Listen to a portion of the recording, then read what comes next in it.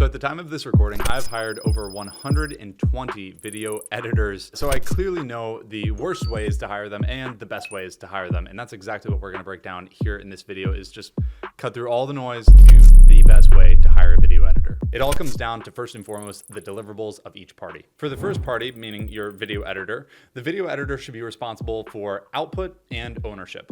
This is what we clearly want to state right off the get-go. What exactly is the output that they are responsible for delivering back to you? Those could be a certain number of talking head videos, podcasts, repurposed clips, etc. But you also want to include revisions. Even Mr. Beast, who's the fastest growing YouTuber of all time, goes through at least 7 revisions for every single one of his videos. So make sure that you have that in place for your editor agreement. Now, a common problem that happens between editors and creators, meaning the person creating the video and giving it to the editor, is who owns what? Who has the exact ownership?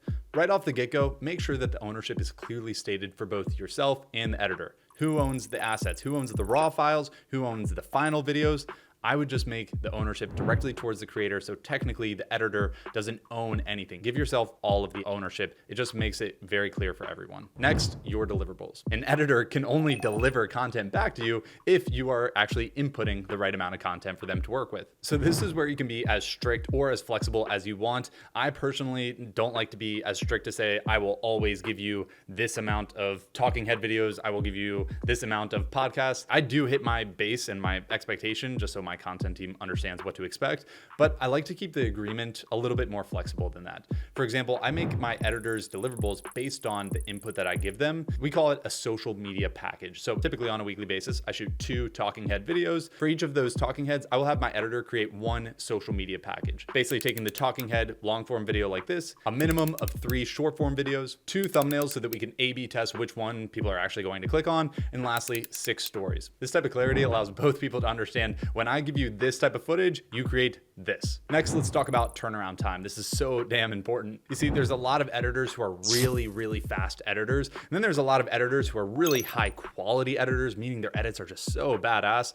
What we personally like to look for is a balance between quality and speed, because if we're putting too much time into the quality of our content, that's going to decrease the amount of speed that we're doing. But if we're focusing too much on the speed of our content, that's going to decrease the quality of our content. So we are always looking for our editors to balance that speed and quality. Here's a cheat sheet of our turnaround times given specific assets that we are looking to produce while balancing that quality and speed. Feel free to pause the video and look at that if you want, but let's keep rocking. To finish off turnaround time, it is so important for you to consider communication and how important it is to actually communicate well with your editor. When I'm shooting videos like this, I will, in between takes, I will literally talk to my editor to say, hey, let's put this screen recording up here, or have some titles go up, or use this photo that I had from my trip to wherever. Talking to your editor will save the amount of time that there is back and forth in communication, which increases, or actually decreases, the turnaround time for your projects. And speaking of communication, of course you need to establish, where do we speak? Are we talking through IG DMs or through Facebook Messenger, through email or not email? For example, I do not communicate with my editors via email. I don't want to be doing that. We communicate only on Slack for every single one of our messages. If we have an Instagram post that we like, we're not shooting Instagram DMs. We keep it all in Slack so that everybody knows where to communicate and we can collaborate there most effectively. But what about when? When do you communicate? Do you talk on the weekends? Do you not talk on the weekends? Again, just setting this up once through the working agreement is going to allow both parties, yourself and your editor, to understand, when are we talking? Is it acceptable to reach out or text or call someone in the middle of the night or in the middle of your weekend on a Sunday? For some of you, that might be okay. For others, it might not be okay.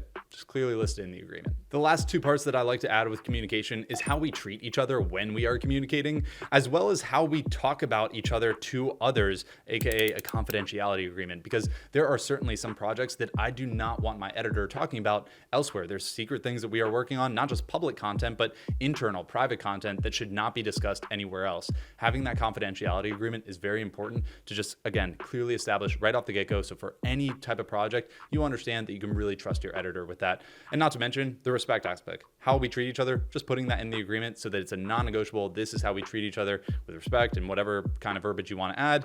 you have that there. Now, again, I have this full working agreement document that we use ourselves. I am not an attorney. I'm not a lawyer. I've consulted attorneys and lawyers, and I recommend that you do the same if you use the sheet. But man, this is a really great document that you can plug and play within your own business. I'll show you how to get it at the end of this video. And now this is extremely vital. Once you get a great editor, to keep that editor for a very long time. These next 4 sections really allow you to solidify the partnership that you have with a great editor, so they're not going anywhere and they're not just going to ghost you or put their 2 weeks in. I can assure you, I've been doing this for nearly 8 years now, and when we hired these editors, we need to have these 4 aspects in check: holidays and time off. Especially in today's world, there are so many different beliefs and holidays that you celebrate, but I don't celebrate, but she celebrates. What I've found to be the most helpful, as we have a quite large team now, is that we have company-wide holidays. These could be based off of your religion as you run your own company, or they could just be based off of your personal desires. But I will tell you what, even if your editor doesn't celebrate the exact holidays that you celebrate, just having them take a personal day off is crucial. And I mean crucial for their creativity to come back into work and really give you their ultimate creativity so that your brand and content sticks out. Now, you could just stop with holidays, but we also like to offer a little bit of time off. The way that we go about it is we just have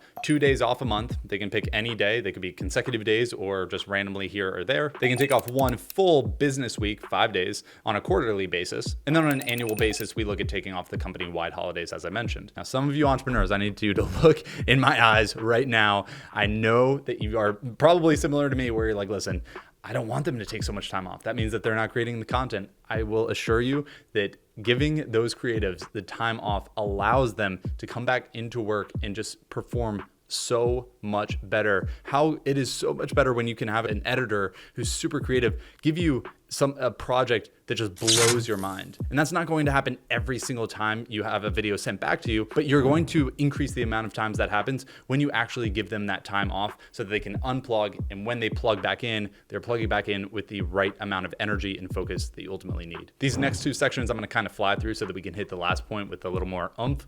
Payment, of course, how much are you paying them? When are they getting paid? Where are they getting paid? How much really depends on the deliverables and the overall working agreement. Of course, I specifically only hire full-time creatives because I want them to live, eat, and breathe my brand. And that's what we do for our clients too. We place a full-time creative assistant in your brand so that they live, eat, and breathe your culture and can represent that culture through your content. Now, when they get paid is something that I realized does not have to be on a bi-weekly basis. For example, we used to pay our team members every 2 weeks.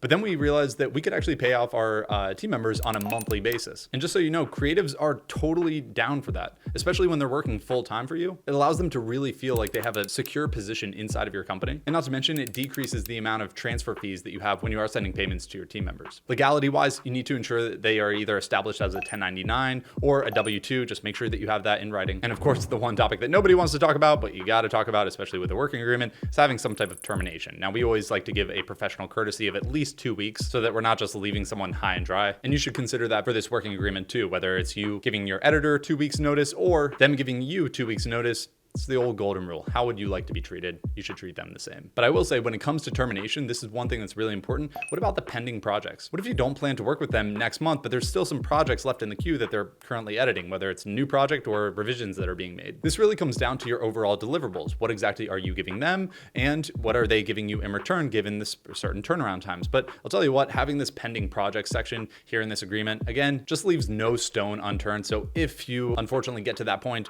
everyone understands, well, what happens with these projects is clearly stated in our agreement. Now, this last section is arguably my favorite section. It's all about progress and growth. You see, you're hiring your editor to really grow your brand. And as your brand continues to grow and grow and grow, and perhaps your company continues to grow and grow and grow, there should be some type of verbiage that explains the opportunity for this editor to ultimately achieve more as you achieve more. Because the downfall of not having this in place is if you're starting to achieve more and more and you're just still paying them that flat rate every single month, you are running a high risk of them looking at other clients that they could be working for and maybe not working with you, because they could say, oh, look at all this great work that I did for this brand growing up and scaling immensely, and I can do it for you if you're going to pay me more money. So there's 2 aspects here. 1, let's ensure that your brand is actually growing with our overall progress. And 2, if and when the brand grows, that there's at least a discussion to have that opportunity of individual growth for your editor so that they're bought in to your progress. The way that I like to ensure this progress is to simply ask 2 questions. What is not working so that we can get rid of that and not create any more content like that? And of course, what is working so that we can can understand what to triple down on. Even a bi-weekly or monthly meeting will allow you and your editor to understand how exactly you guys are progressing. And then perhaps on a 3 or 6 month basis, you just have a type of individual growth check-in. I do this with literally all of my team members so that everyone can feel that progress. And when we are actually growing as a company, their individual career can grow, which is just great for everyone. So now the obvious next step is to use the agreement. The link is down in the description below. Make sure that you make a copy of the agreement. Don't try to edit the agreement. It's for everyone, so you have to make a copy to actually edit it. And of course, if you've appreciated this video, simply hit the like button. I'd really appreciate it myself, and it helps our channel grow. My name is Max Mueller, coming at you from the Video Editing Experts. See you next time.